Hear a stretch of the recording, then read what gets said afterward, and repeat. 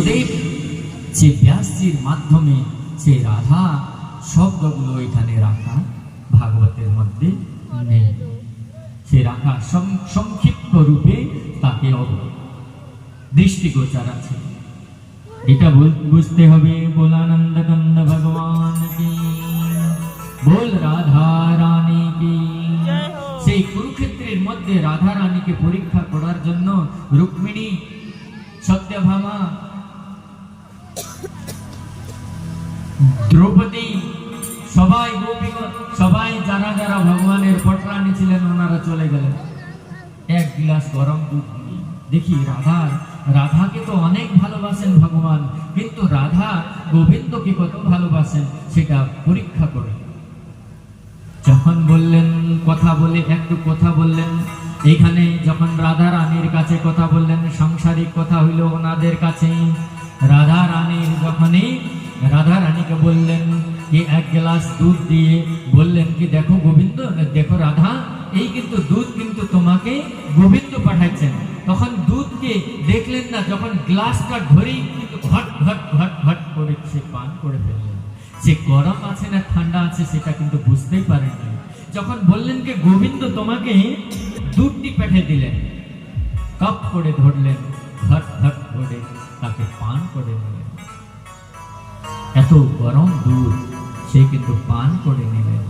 সে দুধটিকে পান করার পরে সারা রুক্মিণী আদি, দ্রৌপদী আদি, সত্যভামা আদি পটরানী এসে গোবিন্দের কাছে আসলেন। গোবিন্দের চরণের মধ্যে যখন সন্ধ্যা সময়, যখন চরণের মধ্যে, আগে তো সন্ধ্যা সময় তেল দিতেন মারা, নিজের স্বামী বা নিজের শাশুড়ি মা বা তেল দিতেন না আগে, না মা দিতেন কিনা বলুন তো, আগে তেল দিতেন কিনা?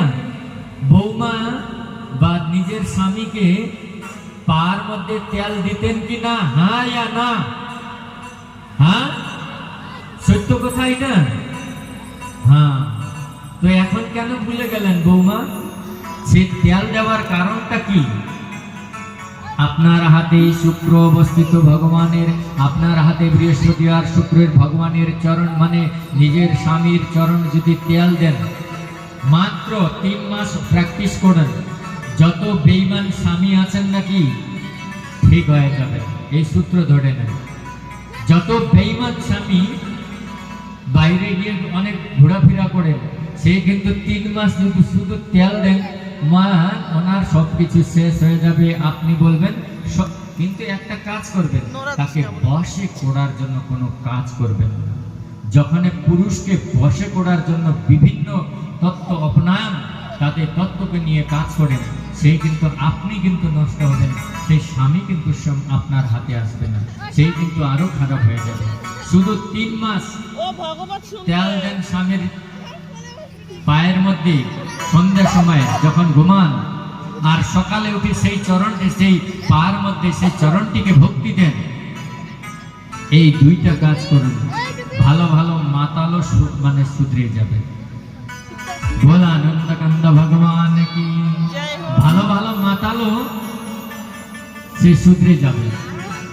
সত্যি কথা, এটা পরীক্ষা করে 3 মাস পরীক্ষা করব, এটা সত্য ঘটনা। যদি আপনারা খারাপের মুখ থেকে বকেন, তাহলে তো স্বামীও তো খারাপ হইতে পারে। তো এইখানে রাত যখন রুক্মিণী মা যখন ভগবানের চরণের মধ্যে তেল দিতে গেলেন, সেই চরণের মধ্যে পার মধ্যে ছালগুলো উঠে গেল। ওনা কিন্তু অবাক খাইলেন, আরে গোবিন্দ বনওয়ারি, তোমার চরণের মধ্যে কি হইল? আপনার চরণের মধ্যে কি হইল? সেই ছালগুলো উঠে গেল। গোবিন্দ বলতে চাইলেন না। ওনারা তো বুঝে আসলেন রাধা রানী গোবিন্দকে কত ভালোবাসেন বা কত তাকে আদর্শ মানেন, সে ওনারা তো জেনে ফেললেন। এখানে দেখলেন যখন রুক্মিণী মা তেল দিতে শুরু করলেন গোবিন্দের চরণের মধ্যে, সেই চরণের পার মধ্যে ছালগুলো উঠে গেছে। তখন বললেন কি গোবিন্দ কি হয়েছে এইটা? ভগবান বলতে চাইলেন না। অনেক অনুনয়ে বিনয় করলেন রুক্মিণী মা। তার কথা টেলে দিতে পারলেন না। বললেন কি, দেখো তোমরা যে রাধারানীকে দুধ দিয়েছো না, সেই দুধে কে কিন্তু ও দেখলো না, তার কষ্ট কিন্তু আমাকে গ্রহণ করতে হইল। তোমরা তো জেনে বুঝে দুধ, গরম দুধ ওনাকে দিয়ে দিলা। উনি কিন্তু জানলো না, উনি কিন্তু বুঝেন নেই সেই গরম দুধটি গরম আছে, তাকে আমি খাইলে আমার অন্তর হৃদয়ে চলে যাবে। কিন্তু যখনই ওনার অন্তর হৃদয়ের মধ্যে আমি অবস্থিত ছিলাম, সেই জন্য আমার চরণের মধ্যে ছালগুলো উঠে গেল। বোলানন্দ কান্দ ভগবান কি। দেখেন রাধা রানীর ভক্তি, সে প্রেম। বলতে পারবেন ভালো তো বাসুন, ভালোবাসার খারাপ নয়, কিন্তু ভালোবাসবেন না। তাকে যদি জীবনটা যদি নষ্ট হয়ে যায়, সেইভাবে সেই ভালোবাসাকে ভালোবাসা বলা যায় না। সেই জন্য বাবা, আপনাদের যারা 16-20 বছরের আমাদের ভাই বোন আছেন, ভাগ্য ভালো, অনেকবার এইখানে শ্রীমদ্ ভাগবত 2 বার হয়ে গেছে। আপনারা গ্রহণ করুন এই কথাগুলো, আপনাদের জন্য ভাগবত। আমাদের তো সময় চলে গেছে, আপনাদের জীবনটা কল্যাণ হয়ে যাবে, সেই জন্য এই ভাগবতের পরিবেশন। আপনারা যদি শুধরে যান, আপনাদের বাবা মা যদি খুশি হয়ে থাকে, তাহলে এর থেকে অনন্য আমার পুণ্য কিছু হয় না। সেই জন্য আপনারা এই কথাকে খেয়াল করবেন। এখানে রাধা রানীর যে জায়গাতে যজ্ঞ অনুষ্ঠান শেষ করে এখানে সবাই ব্রজবাসী গিলা চলে গেলেন। অর্জুন দ্রৌপদীকে, সুভদ্রাকে হরণ করে বিয়ে করে নিলেন। এরপরে বেদগুলো ভগবানকে স্তুতি করেন, সেই একবার ভালোভাবে শুনলেন। জয় জয় জয় জয় মজিত দোষ